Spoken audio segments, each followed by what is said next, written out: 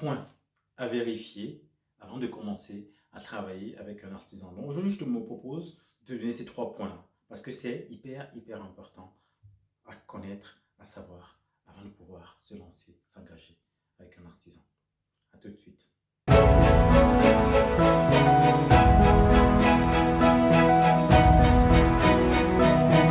Bienvenue sur la chaîne Immo Diaspora, la chaîne qui a pour but d'équiper la diaspora afin que celle-ci puisse investir assez aisément et en toute sécurité dans l'immobilier.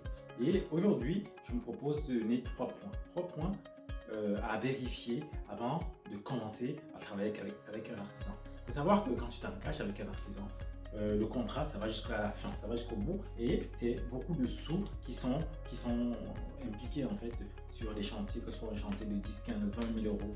Là aujourd'hui, je suis sur des chantiers de 100 000 euros. Donc c'est beaucoup de sous qui sont engagés. Donc il ne faut pas s'y prendre voilà, à la légère. Il faut vraiment vérifier les choses avant de se lancer avec un artisan. Le premier point que je voulais te donner, c'est l'organisation. L'organisation. Il faut vérifier en amont si ce monsieur avec qui tu veux travailler, si cet artisan avec qui tu veux travailler est organisé. Et comment tu peux le faire simplement? C'est dès les premiers rendez-vous. Quand il vient, tu appelles un artisan, par exemple, tu trouves une annonce, tu l'appelles l'artisan, viens sur le chantier, viens voir ce que j'aimerais que tu fasses. Sur 3 artisans que tu vas contacter, tu vas voir, il y aura différents types de profils. Il y aura le monsieur qui s'amène main dans les poches, qui regarde pendant que tu parles, tu lui dis, tu lui expliques celui-là, il n'est pas du tout organisé. Surtout, il ne faut pas travailler avec lui parce que comment il vient faire un devis avec toi, il ne note rien, il n'a rien, il ne pose pas de questions, même s'il pose des questions, il semble être vraiment distrait. Tu le mets de côté. Et il y a d'autres qui viendront, il aura son petit bloc-notes, il notera des choses, voilà, pendant qu'il note, il va prendre des mesures, il va regarder, il va même te proposer des choses. Là, c'est un bon signe.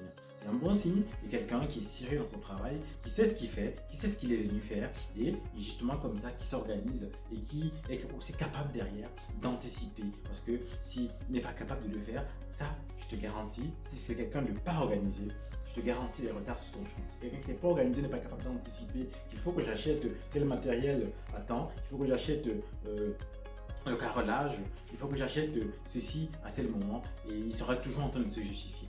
Donc, faites très attention, c'est un point hyper important à vérifier. Est-ce qu'il est organisé?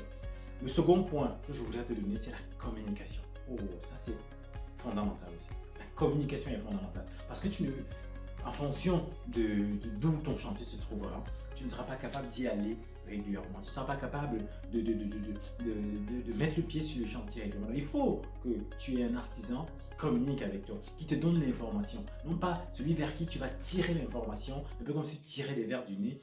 Voilà, j'ai eu un artisan comme ça, il ne communique pas, il ne te donne pas l'information et il faut que tu l'appelles. Et quand tu l'appelles, il t'envoie au répondeur. Et tu vois, dès le début, là, comment tu peux vérifier ça? Dès le début, après la visite, comment ça se passe? Est-ce qu'il te rappelle derrière pour te poser des questions? Est-ce que quand tu l'appelles, il t'envoie au répondeur ou il tarde à te rappeler derrière s'il n'a pas pu décrocher ton appel? Là, il faut faire attention. Parce qu'un artisan doit être réactif. Même s'il est occupé, il doit pouvoir derrière noter et te rappeler derrière rapidement, même s'excuser. Donc, c'est des points comme ça que tu dois voir. Par exemple, le devis. Est-ce que il te communique le devis dans le temps que vous avez fixé? C'est des points à voir. Le feedback est hyper important à avoir sur un chantier. Un chantier dans lequel tu n'es pas et tu n'as pas de feedback, je te garantis d'avoir des retards. Et derrière, quand tu as des retards, qu'est-ce qui se passe? Si derrière, tu n'avais pas pris un crédit avec du différé, à un moment, le chantier ne sera pas fini. Et il faudra que tu sortes de l'argent de ta poche pour pouvoir payer les mensualités du prêt parce que le chantier n'étant pas fini, tu n'as pas pu mettre en location ton bien. Donc tu vois un peu les conséquences. Il faut faire très attention de ne pas tomber sur des articles d'artisans comme ça qui ne communiquent pas parce qu'en général, c'est signe de retard. Parce qu'un bon artisan, il communique, même quand il est légèrement en retard, il va te dire voici ce que ça va prendre, voici ce que ça va prendre, et ainsi de suite. Et tu pourras t'arranger, tu pourras anticiper de ton côté financièrement. Ça, c'est un point hyper important. Voilà. Donc, je rappelle les 2 premiers points dont j'ai parlé. L'organisation, le premier point. Le second point, la communication. Hyper aussi important. Et le dernier point que je voudrais aborder avec toi, parce qu'il y en a plusieurs, hein, mais aujourd'hui j'ai choisi de parler de 3 points, c'est la recommandation. Donc quand tu prends l'artisan, tu dis est-ce que tu peux m'amener sur un chantier où tu as déjà travaillé. S'il hésite, s'il est hésitant, s'il se met à bégayer, là, il faut faire attention parce que là, ça veut dire c'est un peu comme quelqu'un qui n'est pas sérieux. Il n'est pas capable de ramener chez les clients chez qui il a travaillé. Parce que normalement, quand tu as fait du bon travail, bah, c'est évident que tu puisses appeler un client, tu dis monsieur, voilà, j'ai travaillé chez vous, il y a un client qui aimerait bien voir mon travail, est-ce que c'est possible? Normalement, un client qui était satisfait n'a pas de problème avec ça. Là, donc, si tu tombes sur un artisan qui n'a pas la capacité de te donner des recommandations, t'amener sur un chantier ou sur lequel il a travaillé, il faut faire attention parce que ça veut dire qu'en général, où il passe, ça finit mal. Donc ça veut dire que chez toi, il y a des grands risques que ça finisse aussi mal, que je te trouve dans des problèmes. Donc évite cela. Ne te précipite pas avec les artisans parce que c'est une affaire de sous que tu as fait un crédit et derrière, si le travail n'est pas accompli, si le travail n'est pas fait, bah, c'est toi qui seras dans les problèmes. C'est toi qui auras remboursé ce crédit-là. Donc, veille à cela sur les artisans avec lesquels tu veux travailler et n'hésite pas à mettre de côté un artisan avec lequel tu hésites. Ne te précipite pas. Donc, je te dis comme ça, merci de m'avoir écouté pour ces 3 astuces aujourd'hui.